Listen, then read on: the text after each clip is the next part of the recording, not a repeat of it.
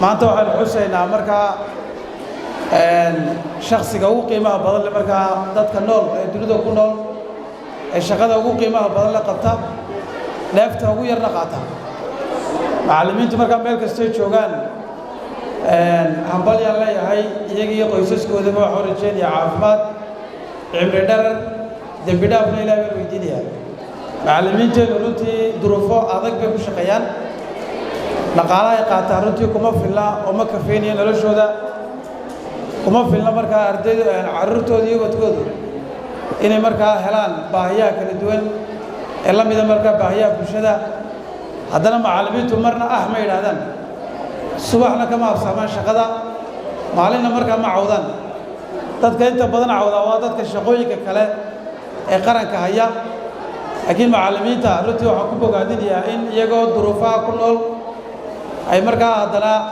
ay shaqadooda runtii si wanaagsan u qabtaan ubadkana soo saaraan si gaara waxaan u bogaadinayaa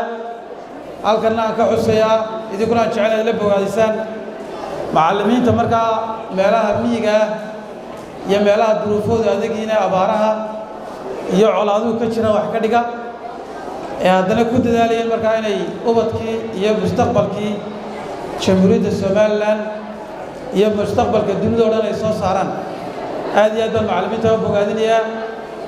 dhammaanteen waxaynu baraarujinayaa markaa macallinka meesha kastaynu ku aragno macallinka inaynu markaa macallinka aynu ixtiraanno ardayda waxaan si gaar ugu dardaaraya markaa macallimiintiina inaad si gaara u xushmaysaan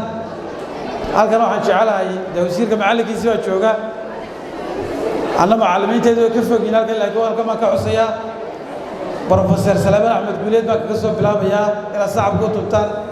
ayaan jecelahay macallinkaygii jaamacaddu ahaa madaxweynaha jamhuuriyadda somalilan mudan muuse biyo cabdina macallin buu ahaa marka anigii madaxweynahan isku macallin baa wax la soo baray runta waxaan kaloo jecel halka inaan ka xuso marxuun macallin brofeser aqoon-yahan aragti dheer oo runtii maanta inaga hooseeya brofeser gaariye oo isna nasiib u helay inuu macallin ii noqdo inaad sacabka u tubtaan u ducaysaan baan jecelahay waxaan ka xusayaa markaa macallimiintaydii kala duwanaa kuwii qur-aanka ay soo baray